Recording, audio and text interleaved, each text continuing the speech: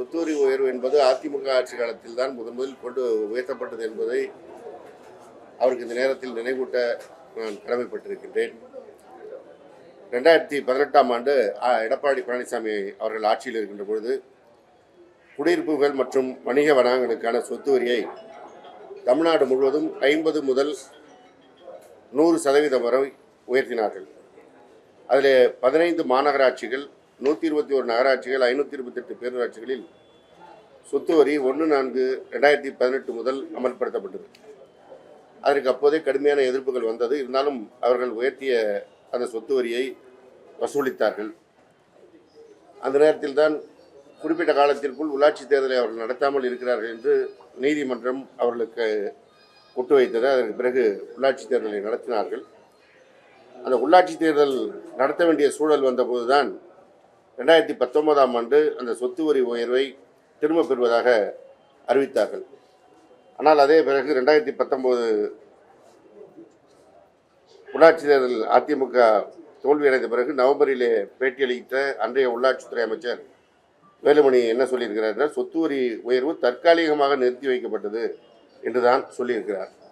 எனவே அவர்கள் எடுத்த அந்த நடவடிக்கை இன்னும் சொல்லப்படால் ஒன்றிய அரசு நிதிக்குழுவிற்கு வழங்கிய அறிவுரைப்படி நிதிக்குழுவானது இந்த சொத்து வரி உயர்வை ஒவ்வொரு ஆண்டும் உயர்த்த வேண்டும் என்று சொல்லி அந்த அடிப்படையில் உள்ளாட்சி தேர்தல்கள் முடிவுற்று அந்த நிர்வாகத்திற்கு வருகின்ற பொழுது அவர்கள் அதற்காக செலவு செய்கின்ற தொகைக்கு ஈடாக ஒன்றிய அரசு வழங்க வேண்டிய அந்த நிதிக்கு பெறுவதற்காக ஒன்றிய அரசு சொல்கின்ற நிதிக்குழு சொல்கின்ற அந்த சொத்து வரி உயர்வு என்பது தவிர்க்க முடியாது என்பதுதான் அன்றைக்கு அதிமுக சொன்னது. அதே போன்றுதான் மின்கட்டண உயர்வு என்று பதற்றமடைகிறார்கள். உதய் மின் திட்டத்திலே தமிழகத்தை இணைத்து அதன் மூலமாக மின்கட்ட உயர்வுக்கு அன்றைக்கு அடித்தளமிட்டவர்கள் அவர்கள்தான். அதற்கான கையெழுத்தை போட்டவர்கள் அவர்கள்தான். என்ன சொல்லப்போனால் மறைந்த முதலமைச்சர் ஜெயலலிதா அவர்கள் உயிரோடு இருந்தபொழுது எதையெல்லாம் அவர் செய்யாமல் அவர் தவிர்த்தாரோ அதையெல்லாம் எடப்பாடி பழனிசாமி ஆட்சிக்கு வந்த பிறகு செய்தார். அவருக்கு முன்பாக இடைப்பட்ட காலத்திலே ஓ பன்னீர்செல்வம் முதலமைச்சராக இருந்தபொழுது அவர் செய்தார். இப்படி அவர்கள் எதையெல்லாம் துவங்கி வைத்து நடைமுறையில் வைத்திருந்து விட்டு சென்றார்களோ அதை இன்றைக்கு புதிதாக எதிர்ப்பது போல் சொல்லிக் கொண்டிருக்கிறார்கள்.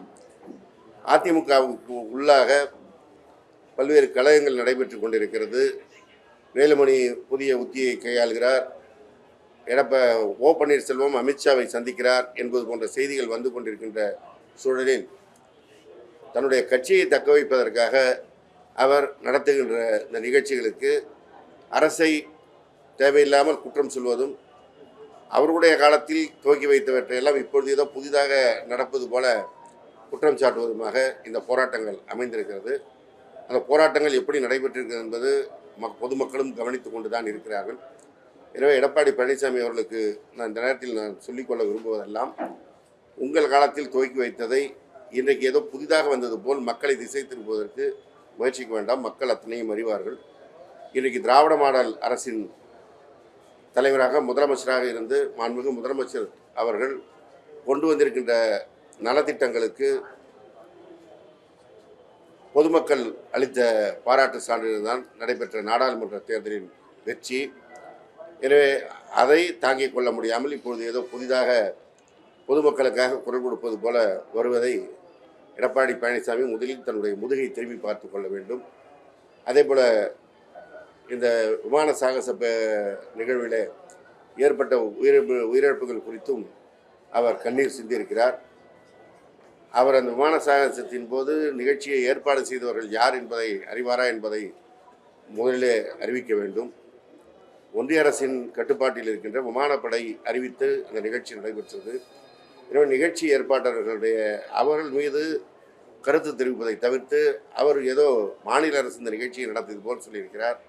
இன்றைக்கும் அவர் எந்த எண்ணத்தோடு இருக்கிறார் என்பதற்குத்தான் இது எடுத்துக்காட்டாக இருக்கிறது. இன்னும் சொல்லப்போனால் அந்த சாகச நிகழ்வுகளும் மக்கள் வெயிலால் பாதிக்கப்பட்டு இறந்திருக்கிறார்கள் என்பதுதான் எல்லோரும் அறிந்தது. கூட்ட நெரிசலால் ஏதோ உயிரிழப்பு ஏற்பட்டதை போல அவர் புதிதாக யாருக்கும் தெரியாத ஒரு செய்தியை புதிதாக கதை கட்டி சொல்ல முனைகிறார்.